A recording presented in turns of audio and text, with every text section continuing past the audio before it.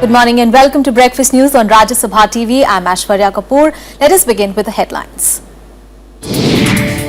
Agreements on uranium fuel supply from Canada to India, besides a range of bilateral issues, are the highlights of Prime Minister Narendra Modi's ongoing Canada visit. Modi meets diaspora in Toronto. 6 erstwhile Janata Parivar parties merged under a single umbrella led by Mulayam Singh Yadav. The new formation will face its first electoral test in Bihar.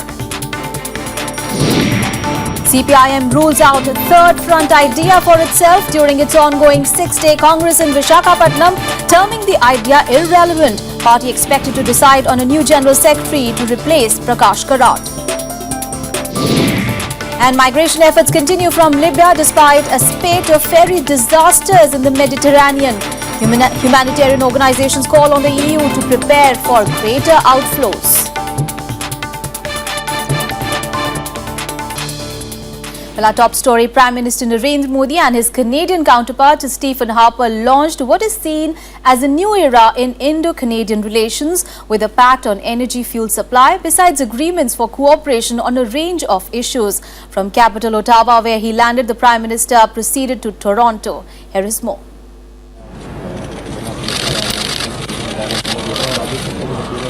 A ceremonial reception and a guard of honour for the first Indian Prime Minister to visit Canada since 1973. The focus of Prime Minister Narendra Modi's 3-day visit, as stated earlier, is taking Indo-Canadian ties towards their full potential, both in terms of energy fuel sharing and trade, and at the level of people-to-people exchange and the huge Indian diaspora here. And then it was down to business. Prime Minister Modi and his counterpart Canada Stephen Harper took up a range of bilateral issues, including trade, energy, the environment and security, and then the much-awaited joint statement, the biggest highlight being a 5-year uranium supply deal worth hundreds of millions of dollars. Canada's Cameco Corp has signed a $280 million 5-year deal to supply uranium fuel to Indian nuclear reactors. Trade potential between our countries is enormous. Canada has what India needs, and vice versa. To that end, I'm pleased to note that Cameco will supply Saskatchewan uranium for India's atomic energy program over the next 5 years. 6 new bilateral initiatives were also signed and finalized on Wednesday, including in the areas of civil aviation, rail, education and skills development, space, social security agreement, and maternal, newborn and child health. Prime Minister Modi stressed on shared concerns of both countries on a wide range of issues, including global terror. मैं मानता हूं कि संसद ये लोकतंत्र का मंदिर है और लोकतंत्र के पर मंदिर पर हमला वो एक इमारत पर हमला नहीं है। मानवीय मूल्यों में विश्वास रखने वाली लोकतंत्र को समर्पित पूरे विश्व की उन शक्तियों पर हमला है। Later in the day, Modi left for Toronto, home to a large Indian expatriate population, and there were elaborate preparations for them for this welcome.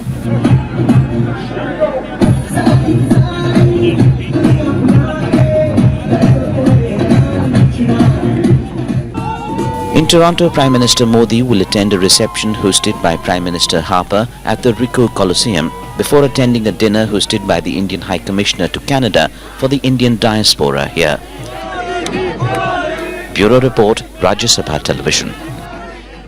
And just a short while back, Prime Minister Narendra Modi addressed the Indian diaspora in Toronto's Ricoh Coliseum in what has been touted as another Madison Square moment with a huge presence of Indian diaspora. Prime Minister Modi spoke of India's deepening association with the Canadian government and the huge possibilities ahead.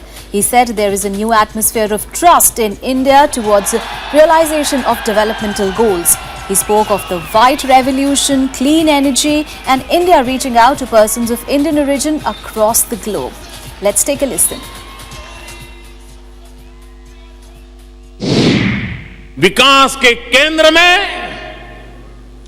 मेरे दिमाग में 80 करोड़ नौजवान हैं जिनके हाथ में हुनर हो, जिनको रोजगार का अवसर हो, वे मिट्टी में से सोना बनाने की ताकत रखते हैं और देश सोने की चिड़िया फिर एक बार बन सकता है दोस्तों।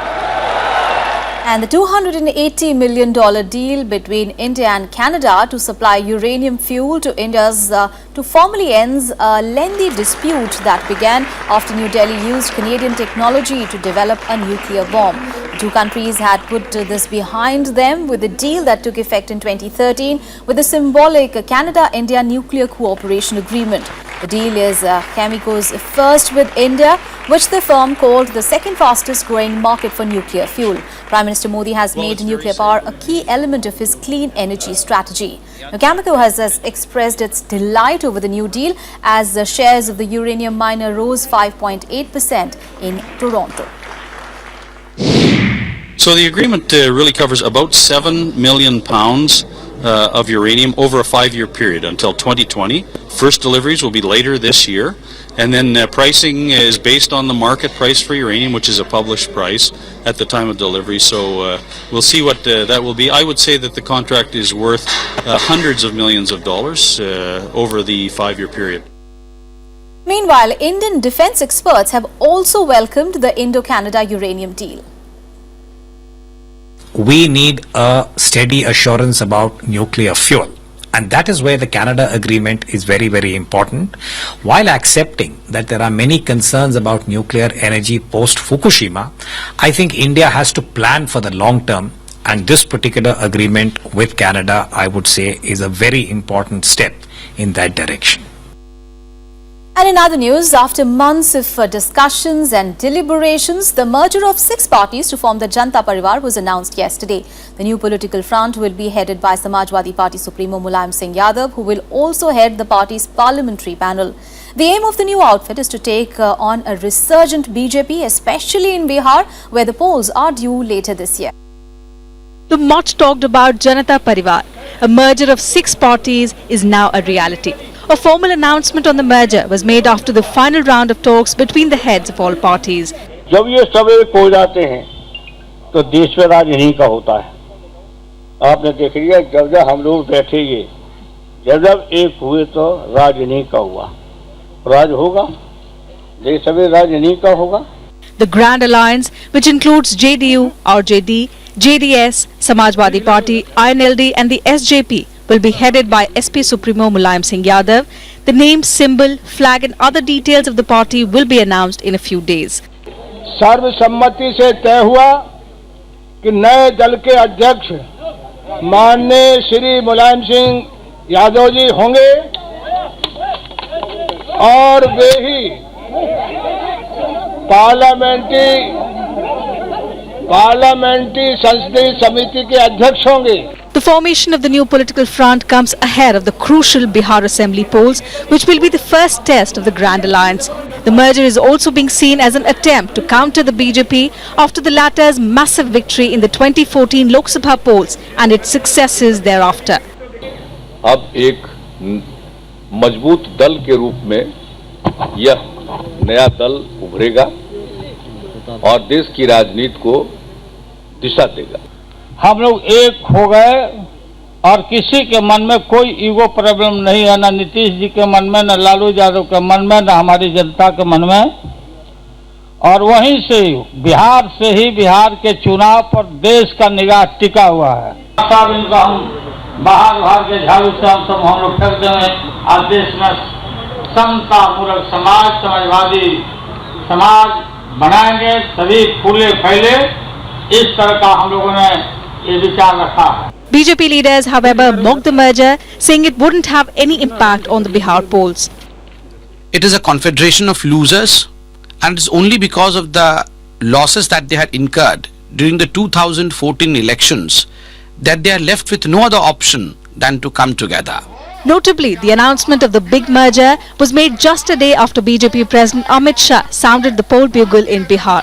He also mocked the alliance, saying 0 plus 0 remains a 0 and asserted that nobody could prevent the Saffron party from coming to power in the state.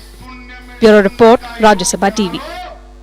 Well, at a time when the erstwhile Janata Parivar has unified to check the spread of the BJP, the CPIM has ruled out idea of forging a third front. During its ongoing 21st Congress in Visakhapatnam, the party has said it would not have a national alliance with regional parties, though it added it could work together on specific issues to fight the BJP-led government's policies. Now, General Secretary Prakash Karat said that the formation of a third alternative had become irrelevant in the current political situation. Now, two major resolutions were adopted on day 2 of the 6-day meet on Wednesday. One to demand a special session of Parliament to mark the 125th birth anniversary of B.R. Ambedkar, and the other against the new land acquisition bill. The party is discussing revival possibilities in the light of setbacks in West Bengal and Kerala. Meanwhile, suspense continues over the new General Secretary of the party. The two names in the running are Sitaram Yechuri and S. Ramachandran Pillai. Prakash Karat is to step down after serving 3 terms. So what lies ahead for the CPIM? Let's get a perspective. Mr. Gautam Lahiri, who is the Associate Editor of Sangbad Pratidin, is now joining us live. Thank you so much, Mr. Lahiri, for joining us this morning.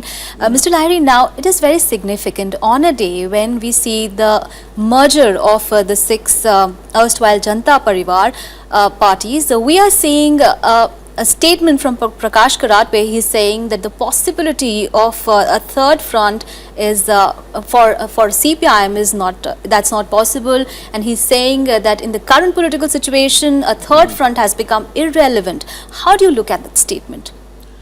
Well, right at this point, CPIM definitely is facing a severe crisis both within their party and also in outside, so far the popular support is concerned. Yes. But the last 2 Lok Sabha polls, they got a drubbing and they are marginalized almost where they are very strong base, particularly in Bengal, also in Kerala. So Yes. they are now decimated only to a state called Tripura, where they have only 2 members of parliament. So right now, I think the party is introspecting how to make a party more relevant in the current context. So right at this moment, there is no national election. So this is an opportune time for the party to look into their policies, whether they have gone wrong. So in the political document, the draft political document which they have circulated, where Yes. I found that they are discussing the party's role since 1990, not only the last 4 years of the or previous 8 years. So they are trying to understand that after what they call the post-liberalization era, where is the CPIM's ideology would be relevant so that people can be attracted, particularly when the large section of the voters are youth. So how CPIM can attract those voters? So that is why they are having a very serious discussion over it, but they are at the same point, they are also finding it difficult that at the national level, they are becoming more and more irrelevant so far present day politics is concerned. So I think that is why Prakash Karat has said that it is not the moment, right time to forge an alliance or to try for a third alternative. Politically, it means they perhaps have decided that normally CPIM, a Communist Party, functions after deciding their main adversaries or main enemy, what they say. So right now they feel that perhaps BJP is the main concern at the national level. So they will try to not to disrupt so-called all the opposition, those parties who are opposed to BJP. Rather, they will try to, consolidate that forces. And in the coming days, when there is a election only in Bengal and Kerala, where they will not share seats with any of the regional parties. So they will fight on their own as a left front, or in Kerala it's the LDF. So where actually, so there is no scope for having any alliance with any other so-called other regional parties like Janta Parivar or any other regional outfit, wherever they are in other parts of the country. So they are now concentrating only basically on Bengal and Kerala. So in a way, they are being but at the same time, when the CPIM says that we will not have a national alliance with regional parties, but we can work together on specific issues to fight the BJP-led government policies. What exactly does it mean? How will it actually fight without any right collaborations? at this moment, the point of rallying point is the land acquisition bill. Yes. So that's the idea that on this question, whether the maximum number of, so they are trying to forge an unity with a maximum number of parties, those who are opposed to this bill. So that's become a rallying point. So I think when they are saying they will try to unite all those forces, all the political forces against the BJP, it means there will be issue-based unity, not in general sense of term any national alliance. All right. It will be like utter recognition of the Dalits, like that they have passed a resolution on that.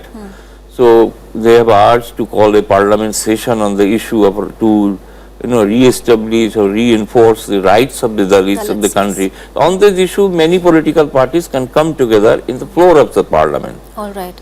And at a time when the party itself is facing such a crisis, it has been decimated in many places.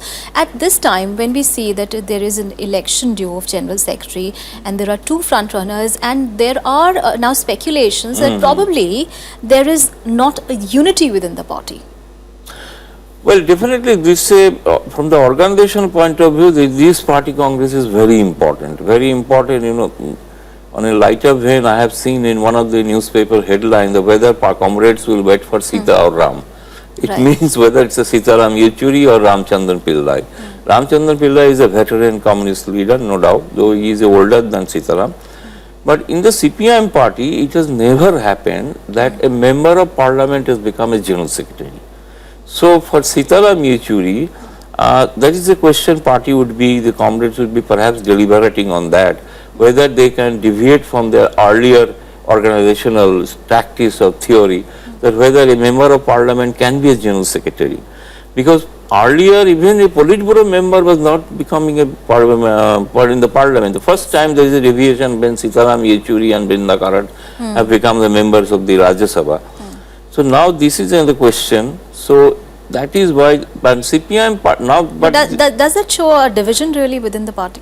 I feel that there is a division, because obviously now they say Kerala lobby is pushing hard for S.R. Pillai, whether the rest of the other delegates would be tried for Sitaram, because Sitaram is a mass face. People know now these days politics, always people want a face. And final question, we're just running out of time. Just shortly tell us, what do you think is going to be the future of the party? Is it going to rise like a phoenix, or a difficult time really ahead for the party? That I cannot predict. The point is they have to reinvent itself and they have to find out a way how they can be relevant in the present day politics. So no 60s or 70s ideology would not do. So I can't tell, but there will be definitely a third stream of idea in the country.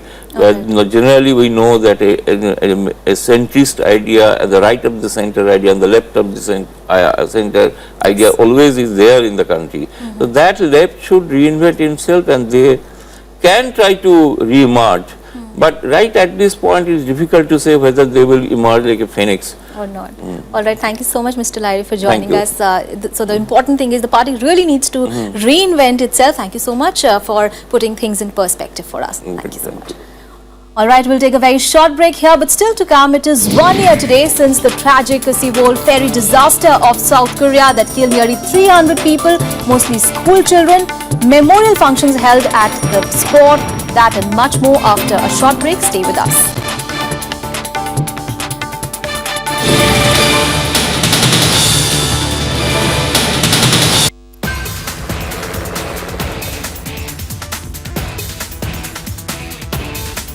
दुनिया का हाल, राजनीति की चाल,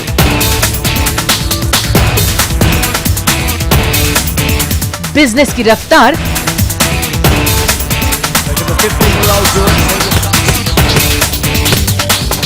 खेल का धमाल,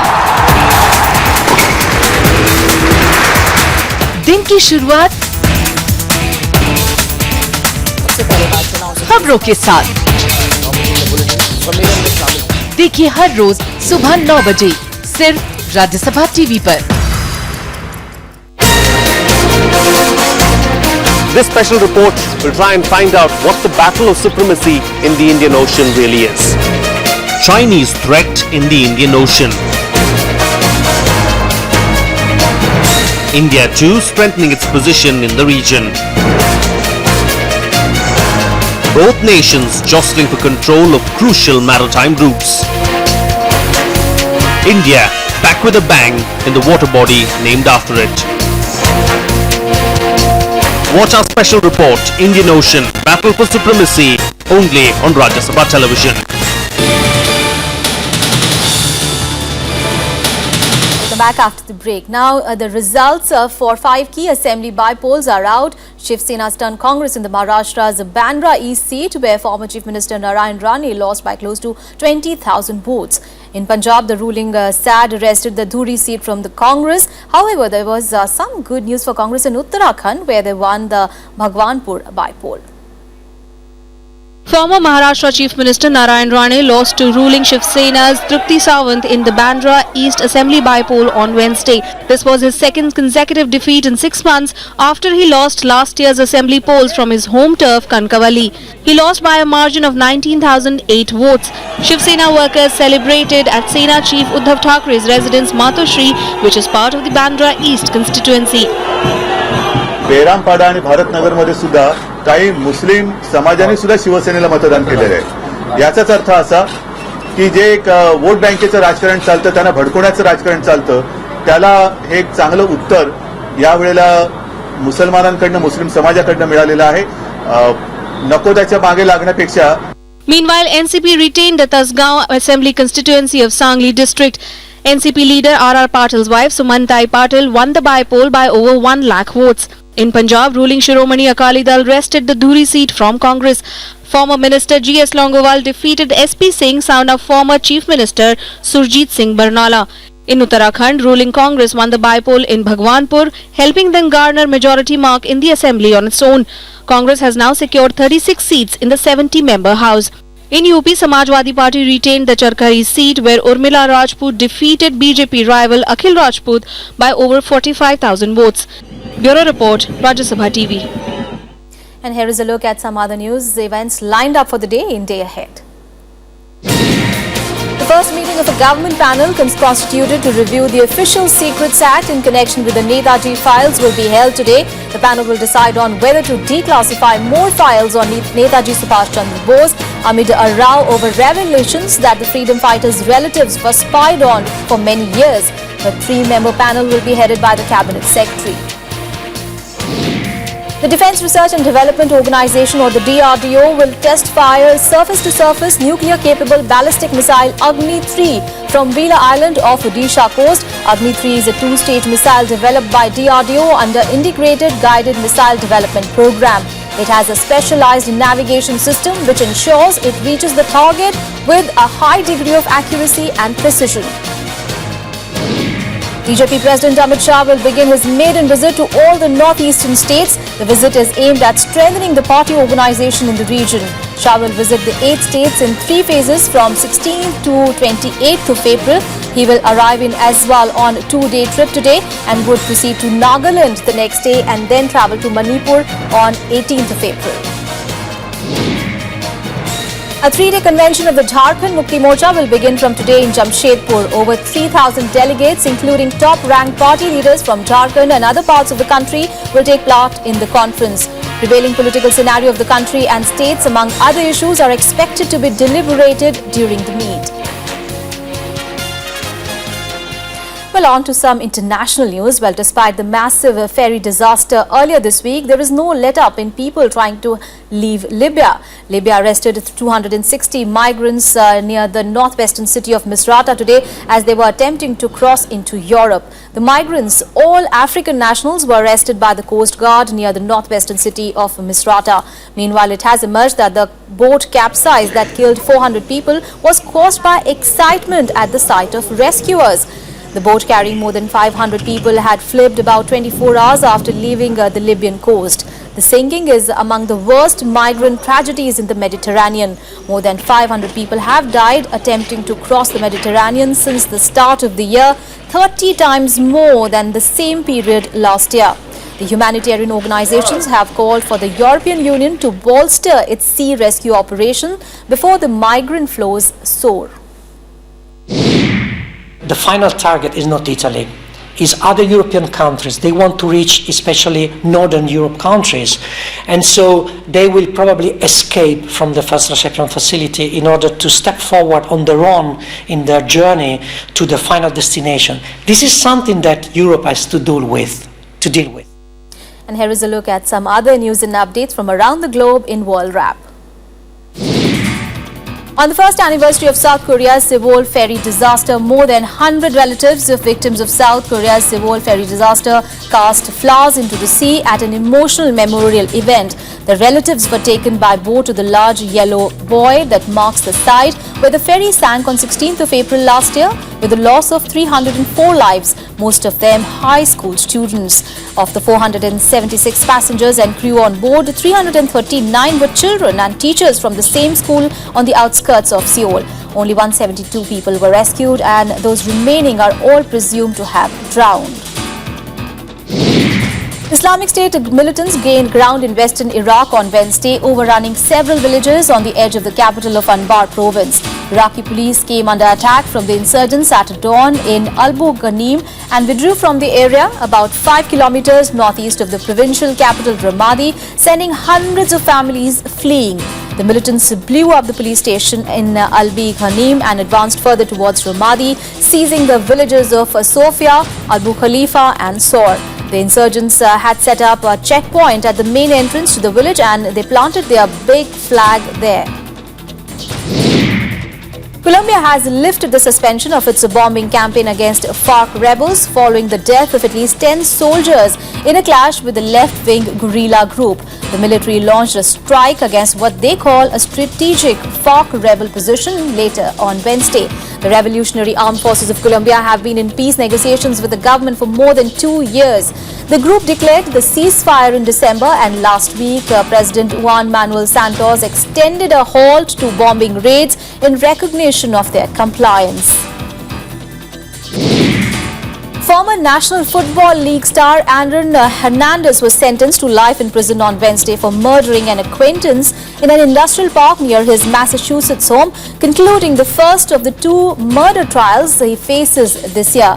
A Massachusetts jury found Hernandez guilty of first-degree murder in June 2013. During the trial, the men were described as having been in early stages of friendship, but Hernandez soured on Lord after the man hung out with people that the former England Patriots disliked.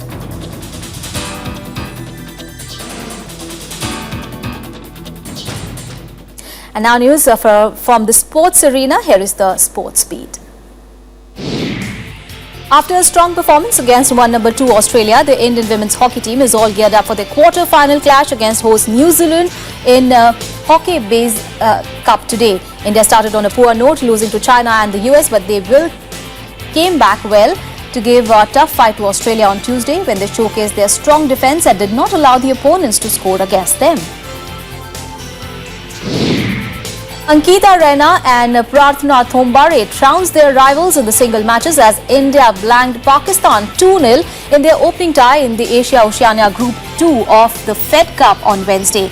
Prarthana trounced Sara Mansoor 6-1, 6-0 in the first singles match of the day, and then Ankita sealed the issue with an equally dominating 6-0, 6-1 win over Usha Suhail. World number 1 tennis player Novak Djokovic was named as the L'Oreal Sportsman of the Year on Wednesday at the awards ceremony in Shanghai. During 2014, Djokovic won Wimbledon, regained the world number 1 spot, and he claimed the ATP World Tour Finals title as well. The Sportswoman of the Year award went to Ethiopia's Genzebe Dilbaba, who has set 3 world records over the last 14 months in the 1500 meter, 3000 meter and 5000 meter indoor events. Lionel Messi set up Neymar's opener, and Luis Suarez scored twice to give Barcelona a 3-1 victory against a struggling Paris Saint-Germain on Wednesday. After Neymar slotted home in the 18th minute, Suarez ducked and weaved through the Paris defence for his first goal in the 67th minute before ghosting past PSG defender David Luiz to score his second.